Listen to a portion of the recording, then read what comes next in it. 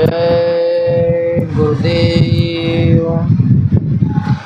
जय गुरुदेव नाम किसका? प्रभु का पावन पवित्र नाम।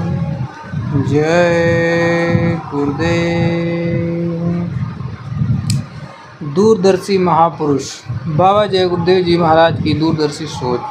मानव सृष्टि के अलौकिक महापुरुष बाबा जय गुरुदेव जी महाराज, परम संत परम पूज्य स्वामी जी महाराज बाबा जय गुरुदेव जी महाराज का अवतरण भारत भूमि पर होना एक अभूतपूर्व घटना है।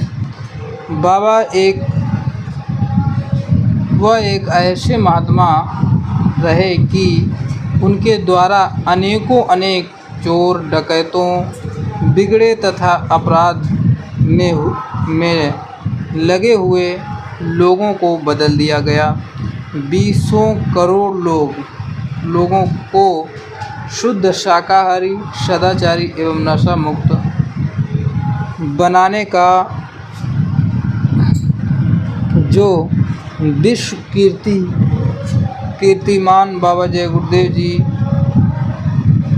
महाराज के नाम है। विश्व कीर्तिमान बाबा जय गुरुदेव जी महाराज के नाम है। उसको कोई साधारण व्यक्ति कभी भी नहीं तोड़ सकता है। समाज सुधारक के रूप में भी उनकी एक छवि बनी हुई है। उन्होंने अपने 116 वर्षों की लंबी जीवन अवधि मानवता की सेवा, आध्यात्मिक एवं वैचारिक जनजागरण में लगा दिया।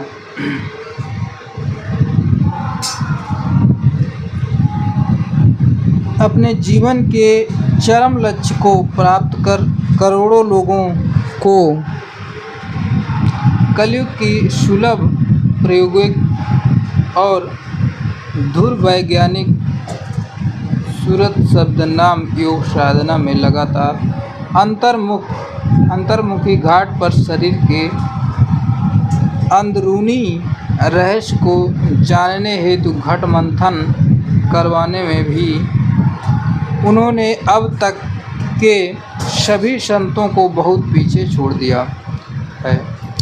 आइए आज हम जानते हैं कि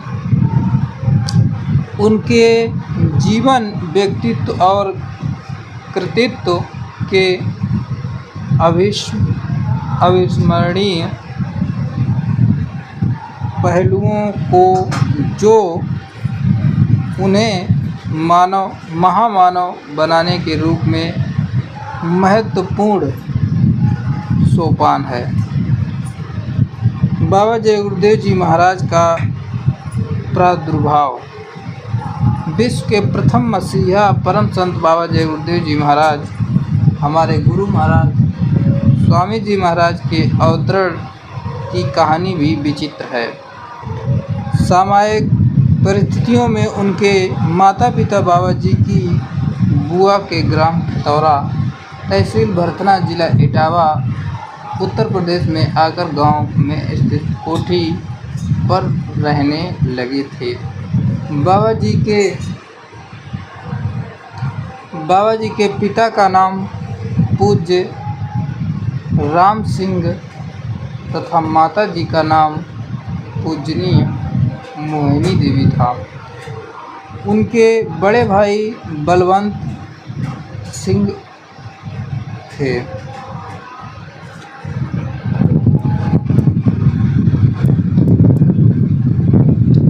बड़े ताकतवर, हट्टे-कट्टे, लंबे कद के पहलवान थे। क्षेत्र में उनकी बराबरी का ताकतवर कोई दूसरा नहीं था। स्वामी जी के पिता भी 6 फीट लंबे, तगड़े पहलवान जैसे शरीर वाले थे। बड़े भाई को वही कद काठी पिताजी से विरासत में मिली थी। एक छोटी बहन फूला देवी थी जो साम्यो रेलवे स्टेशन के सामने गांव मुड़ैना, जिला इटावा में ब्याही थी। उनके 3 लड़के हुए। सबसे बड़े श्री कृष्ण और सबसे छोटे कृपाल सिंह कहानी लिखे जाने के पहले देह त्याग दिए हैं। बीच वाले भगत जी मौजूद हैं, जो बड़े कार्यक्रमों में प्रायः मथुरा आते जाते रहते हैं। खितौरा गांव में जहां परम पूज्य स्वामी जी महाराज की बुआ का घर था, वहां चरण सिंह एडवोकेट का परिवार रहता था। खितौरा गांव में जहां परम पूज्य स्वामी जी महाराज की बुआ का घर था, वहां चरण सिंह एडवोकेट का परिवार रहता था। चरण सिंह के बाबा के मामा के लड़के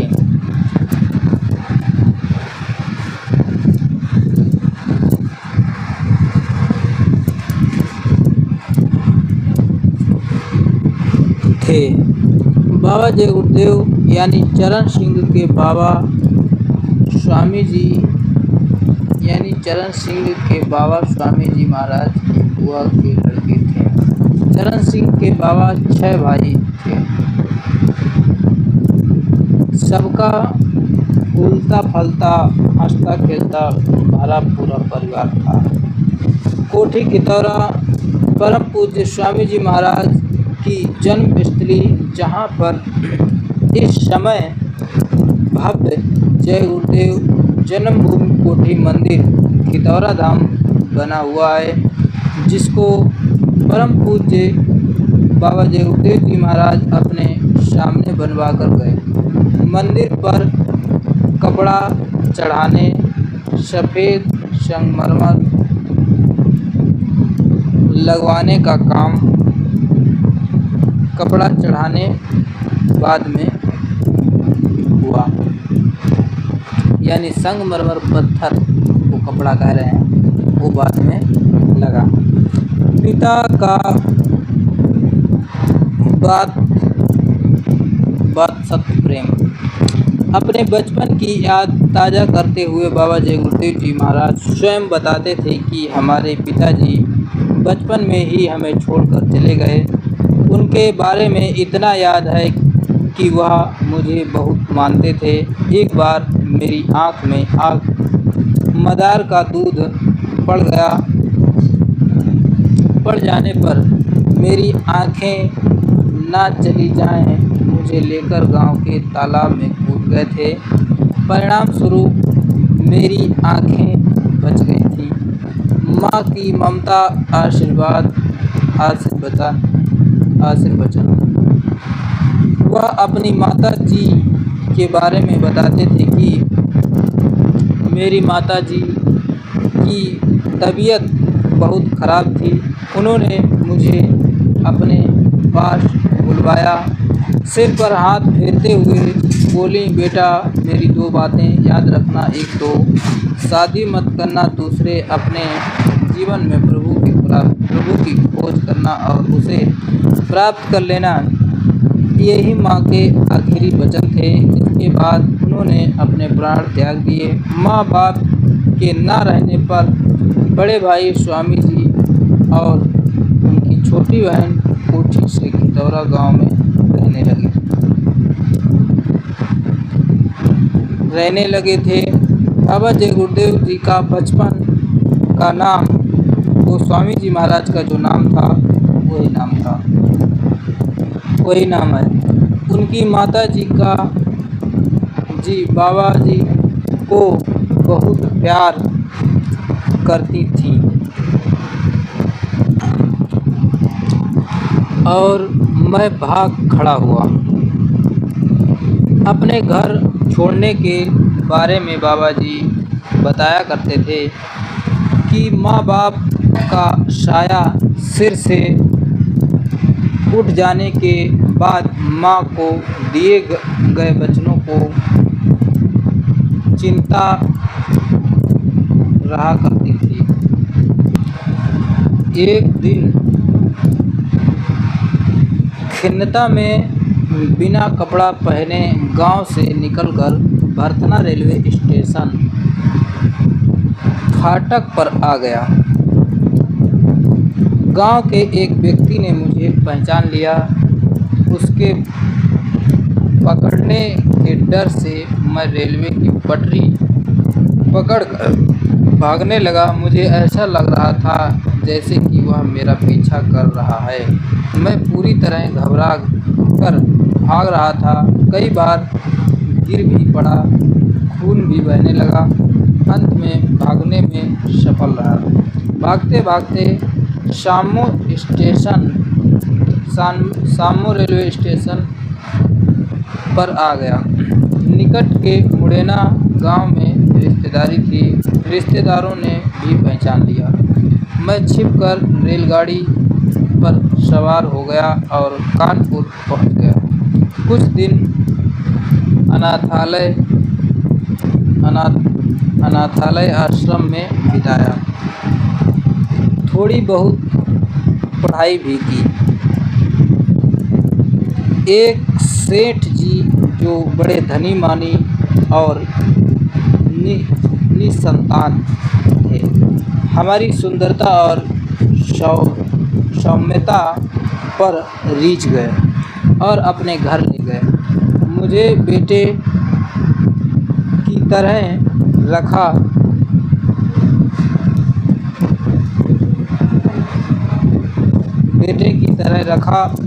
कुछ दिन बाद जब यह समझ में आ गया कि हम तो यहाँ दौलत में फंस जाएंगे, माँ के वचनों का क्या होगा, बहाना बनाकर निकल गए। खितौरा आ गए।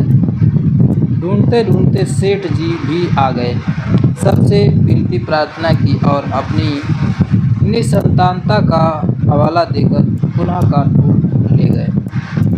परंतु बैरागी मन को रास रंग बांध नहीं पाया। वहाँ से भाग खड़े हुए इटावा के निकट एक गांव में पंडित जी के यहाँ कुछ समय बिताए। शादी ब्याह की चर्चा होने पर वहाँ से भी निकल गए। प्रभु की खोज में क्या क्या नहीं किया। माँ के परलोक सिधार जाने के बाद बाबा जी लगभग असहाय हो गए, परंतु माँ के वचन को निभाने हेतु उधेड़ बुन जारी रही। आखिरकार एक दिन साधुओं की टोली को भगवान के निकट जानकर उनके साथ हो लिए। साधुओं की खूब सेवा की, बर्तन मले, लंगोटियाँ खींची, कपड़े धोए, तेल मालिश की, पैर दबाए, भगवान को पाने की तलाश में वह सब काम किया जितना भी संभव हो सकता था। कोई तीर्थ धाम, पुरी, मठ, मंदिर, आश्रम नहीं छोड़ा जहाँ भगवान को पाने की कोशिश नहीं की हो।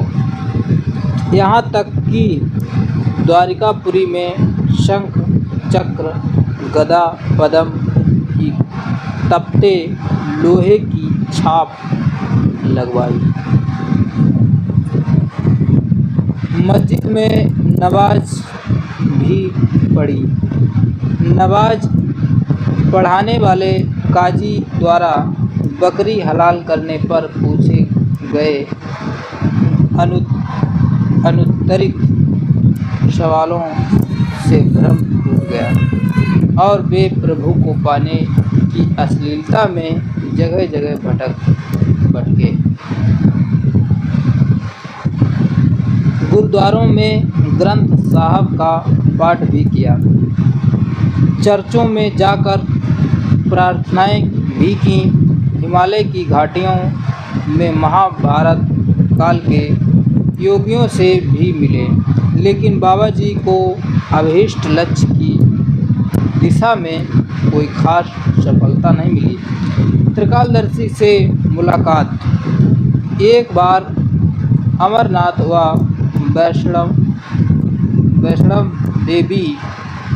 वैष्णो देवी की यात्रा पर जाते हुए पंजाब में एक त्रिकालदर्शी से मुलाकात हुई। भगवान के बारे में पूछने पर बताया कि हम भूत भविष्य वर्तमान के बारे में जानते हैं, तुम्हें भी त्रिकालदर्शी बना सकता हूँ। बाबा जी अपने निशाने पर थे। उन्होंने त्रिकालदर्शी से कहा कि हमें भूत भविष्य वर्तमान का ज्ञाता नहीं बनना, हमें तो परमात्मा की खोज है। यदि मिला सकते हो तो बताओ। त्रिकालदर्शी ने स्पष्ट मना कर दिया। बाबा जी ने पुनः कहा कि आप भूत भविष्य वर्तमान सब जानते हो, तो यह बताइए कि मेरे भविष्य में मेरा अभीष्ट लक्ष्य मिलेगा कि नहीं। उन्होंने आगे 6 महीने में ऐसा कहा, संजोग बन जाने का इशारा किया। रहस्यमयी और अलौकिक घटना।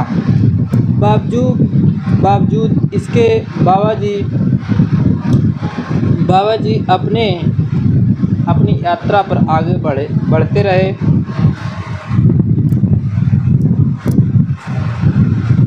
कश्मीर में एक छोटी सी नदी जो झील के रूप में थी, उसी के किनारे सोच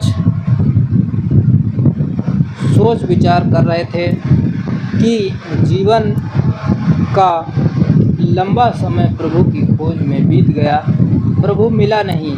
लगता है कि माँ को दिए गए वचन पूरे नहीं होंगे।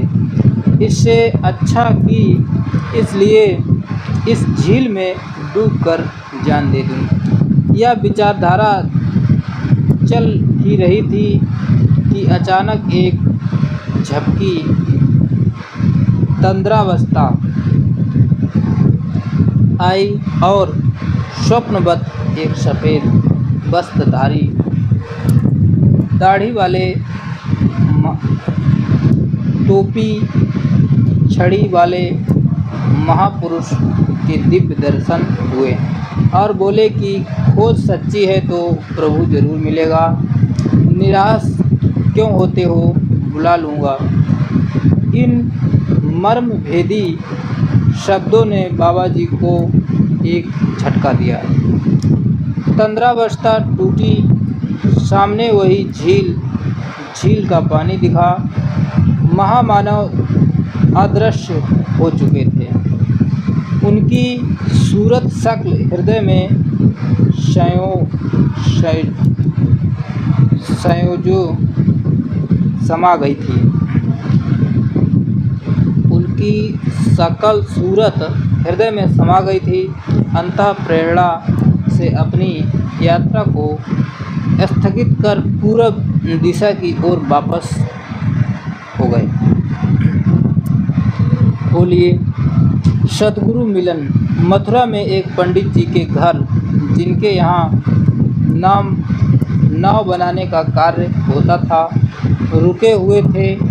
चर्चा के दौरान पंडित जी ने कहा कि मैं एक ऐसे आदमी के बारे में जानता हूँ जो रोज़ प्रभु परमात्मा के पास आते जाते हैं, स्वर्ग वैकुंठ की सैर करते हैं। बाबा जी ने पंडित जी से तुरंत उनसे मिलाने की बात कही। उन्होंने सुबह चलने को कहकर टाल दिया। बाबा जी गुरुदेव जी महाराज, गुरु महाराज को उनसे मिलने की इतनी आतुरता और लालसा बढ़ गई कि वह पता पूछकर रात में ही पैदल चल पड़े। सुबह होने से पहले मार्ग में बस मिली। उस बस पर सवार होकर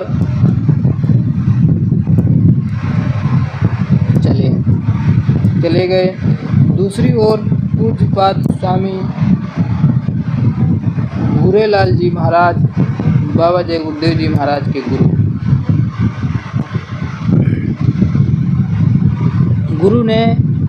दादा गुरु महाराज ने अपने बड़े पुत्र से कहा कि बैलगाड़ी लेकर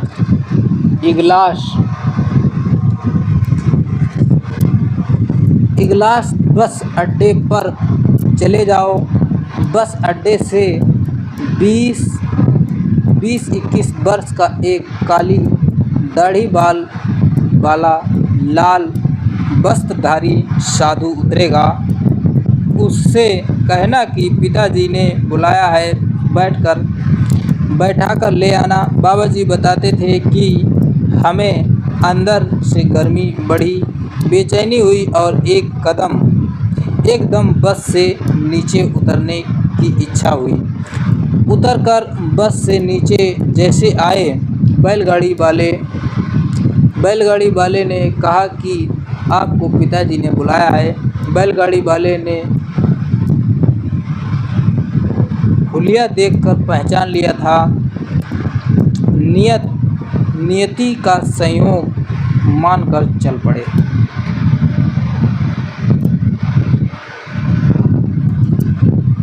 गुरु भी दुर्लभ, चेला भी दुर्लभ, बड़े भाग्य से मेल मिला। जब चिरौली गांव, जिला अलीगढ़, जो वर्तमान में जिला हाथरस उत्तर प्रदेश में है, अलीगढ़ पहुँचे तो उस दिन महापुरुष को देखते ही पुरानी यादें ताज़ा हो गईं। छलक पड़े नैनों से आंसू, यही तो बस शक्ल है जो कश्मीर में झील के किनारे दिखी और ढांढस बंधाया था, मौत से बचा लिया था। खूब रोए, जी भरकर रोए, रोते रोते जब विलाप का ज्वर थमा तो उस महामानव ने वही शब्द दोहराए कि अब क्यों रोते हो, कहा था न बुला लूँगा, बुला तो लिया। अब क्यों चिंता करते हो, तुम्हारी खोज सच्ची है, तुम्हें तुम्हारा अभीष्ट लक्ष्य हासिल होगा। ये दादा गुरु महाराज ने गुरु महाराज को समझाया।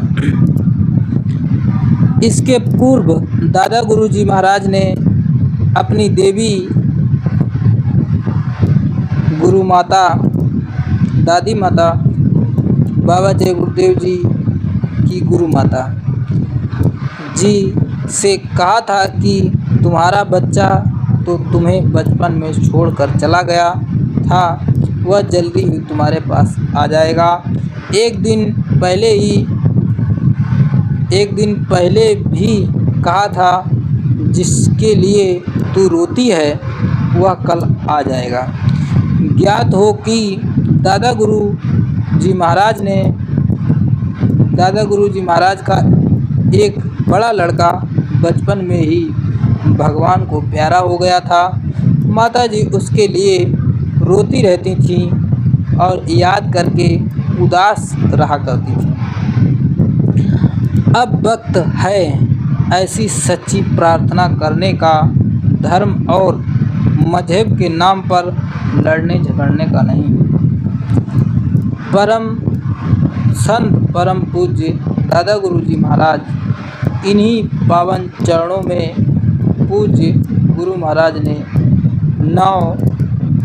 नाम दौलत ग्रहण की। प्रभु प्राप्ति की अनमोल दौलत, नाम की बख्शिश। बचपन से लेकर 20-21 वर्ष तक का उनका जीवन प्रभु की खोज में कितना कष्टप्रद, दुखदायी और ऊहापोह का रहा। दुखदायी और कष्टदायी रहा, या तो सिर्फ बाबा जी का दिल जानता था। लेकिन जब गुरु मिले, नामदान मिला और दिखावटी साधु का गेरुआ बाना उतर गया तब शुरू हुई अध्यात्मवाद की और गुरु भक्ति की अलौकिक यात्रा। शुरू में बाबा जी को कठिन परिश्रम के बावजूद अंतर में कुछ नहीं मिलता था।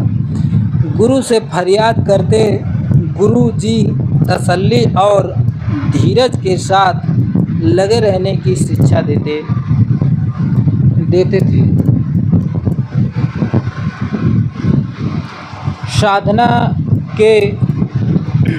साधना के प्रारंभिक दिन। उनकी साधना के समय की अनेक घटनाएं प्रेरणादायक एवं स्मरणीय हैं।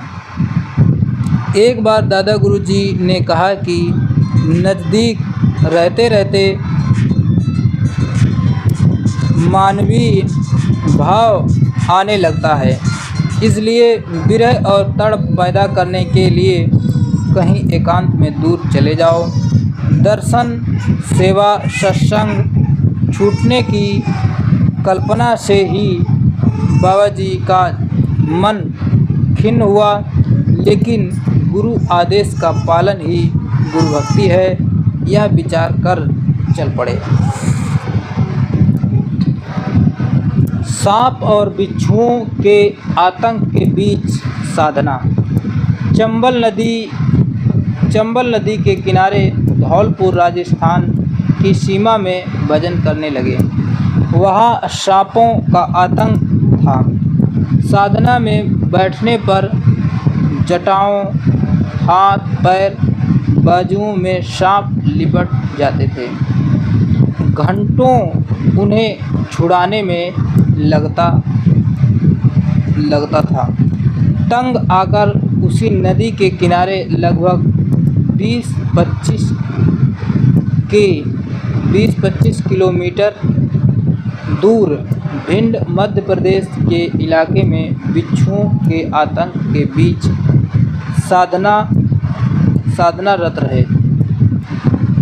ऊब कर वह जगह भी बदल दी। झांसी के निकट ओरछा के पास जंगल में बहुत दिन टिके। कुछ दिन एक बबूल के घने जंगल के पास ट्यूबवेल के निकट गुजारे। उचित स्थान न मिल पाने पर गांव जंगल खेत खलियान भटकते हुए हमीरपुर वर्तमान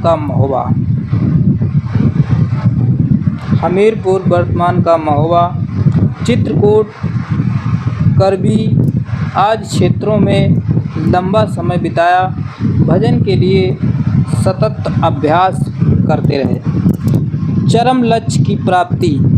एक घटना का जिक्र करते हुए गुरु महाराज ने स्वयं बताया कि सुतीक्ष्ण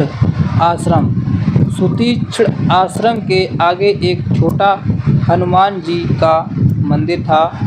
उसके आगे पगडंडी से जाने पर 3 तरफ से पहाड़ी थी। एक तरफ खुला मैदान, विकट घनघोर जंगल, चिकने पत्थरों की शिला। वह जगह स्वामी जी को पसंद आ गई। अपने हाथ से फूस और पत्तियों को तोड़कर छोटी सी झोपड़ी बनाई और भजन करने लगे। 3 दिन बिना खाए पिए बीत गए। दादा गुरु जी के कथनानुसार भाग्य में सब कुछ लिखा, समय पर मिलेगा, यही सोचकर भाग्य भरोसे पड़े रहे। दादा गुरु का आसन हिल गया। कचहरी में मुकदमा लड़ने वाले एक व्यक्ति को स्वप्न होता है कि अगर मुकदमे में जीत चाहते हो तो हनुमान मंदिर के आगे छोटी सी झोपड़ी में एक साधु भजन कर रहा। उसको मिठाई खिलाकर आओ। वह सुबह होते ही 2 पसेरी, उस समय किलोग्राम नहीं चलता था, लड्डू लेकर रख आया। पतझड़ का समय था। पैरों से चकराती पत्तियों की आवाज़ से किसी जंगली जानवर का अंदेशा हुआ। गुरुजी के बताए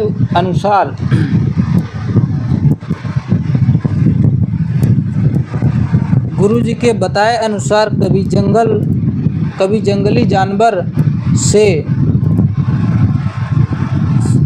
सामना करना पड़े तो सांस रोक लेना, सूंघ कर चला जाएगा। गुरु महाराज ने वैसे ही किया। उसके चले जाने पर, भजन से उठने पर गुरु महाराज ने मिठाई खाई। अगले दिन मुकदमा जीतने की खुशी में 5 पसेरी लड्डू लेकर आया। पत्तियों की आवाज़ होने पर आँख खोलकर पूछा तो उसने सब कहानी खोलकर बताई। गुरु की दया कृपा का शुक्राना अदा किया। चिरौली आने पर दादा गुरु ने गंभीर होकर कहा कि कर लिया अपने मन की, इम्तिहान ले लिया हमारा। महात्माओं का, गुरु महाराज का कभी इम्तिहान नहीं लेना चाहिए। कितने दिन और महीने थोड़े से दूध पर और फिर महीनों एक शकरकंद खाकर दिन बिताए। साधना में लगे रहे। मथुरा में यमुना पार एक छोटी सी गुफा में साधना के समय दादा गुरु की सीख के अनुसार एक दिन में 7 रोटी मांग कर लाना, शाम को 1 रोटी कमंडल में भिगोना, सवेरे खाना, दिन भर भजन में लगे रहना। वह दिनचर्या बन गई। एक घर से 1 रोटी, 7 घरों से 7 रोटी लाते थे। माताएं पहली रोटी स्वामी जी के लिए बनाकर रखती थीं और उनके आने का इंतज़ार भी करती थीं।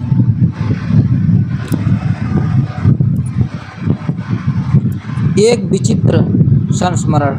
परम पूज्य बाबा जय गुरुदेव जी महाराज, हमारे गुरु महाराज, कभी कभी खास प्रेमियों के बीच अपने बीते दिनों की याद कर लिया करते थे। वह बताते थे कि एक बार एक गांव में रोटी मांगने गया। हफ्ते में एक दिन 7 रोटी मांगता था। रोज़ एक रोटी शाम को कमंडल में भिगोकर सुबह खाता था और पानी पीकर भजन करता था। गांव वालों ने मुझे रोक लिया, कहा तुम्हें 7 रोटी यहीं से देंगे बाबा, लेकिन मेरी समस्या का समाधान करके जाओ। आप भगवान के प्यारे हो, भगवान के पास हो, आप हल कर सकते हो। पूछने पर लोगों ने बताया कि बाबा जी, एक बूढ़ा आदमी महीने भर से चारपाई पर सिर रगड़ रहा है। घर वाले बहुत परेशान हो गए हैं। या तो उसका समय पूरा करवा दीजिए या तो उसे ठीक करवा दीजिए, या तो इस पार हो जाए या तो उस पार हो जाए। गुरु महाराज सोच में पड़ गए, कहाँ आकर फंस गए। गुरु महाराज को याद कर कहा कि अच्छा चलो दिखाओ, बूढ़ा कहाँ है। जब स्वामी जी उसकी चारपाई के निकट पहुँचे तो उसके पेट के ऊपर दाढ़ी ले जाकर बोले कि ओ दादा, तुम्हारी वो पोटली कहाँ है।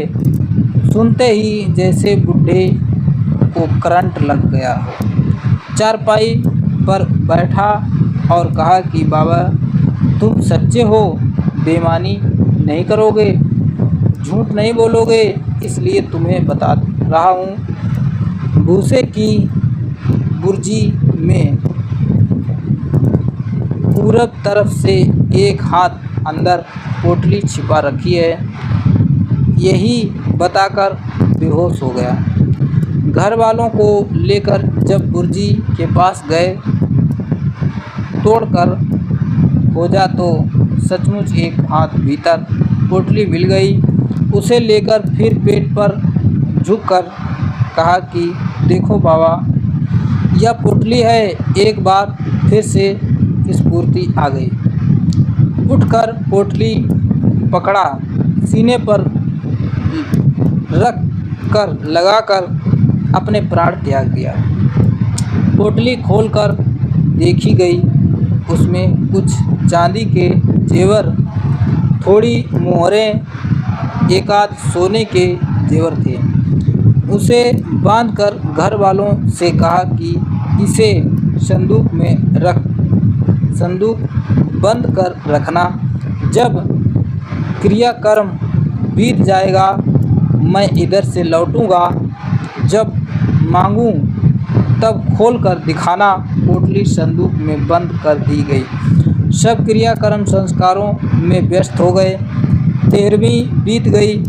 बीत जाने के कुछ दिन बाद गुरु महाराज वापस लौटे तो वह पोटली निकाल कर लाए तो कहा। संदूक खोलकर जब पोटली लाई गई तो गुरु महाराज ने अपने स्वामी जी की बातों को परखने के लिए कि जहां आशा तमाशा की सत्यता को जांचने के लिए पोटली खोली तो देखा कि एक सांप का बच्चा उसमें से रेंगते हुए बाहर निकला। लोग मारने दौड़े। स्वामी जी ने मना कर दिया। कहा अरे किसे मार रहे हो, यह तुम्हारे दादाजी हैं। इनका मन इसी दौलत में लगा था, इसलिए इसकी रखवाली करने के लिए यहाँ पैदा हो गए हैं और अपने दादाजी को मत मारो। बात सिद्ध हो चुकी थी। अपना काम करके अपने अभियान पर चले गए। जय गुरुदेव।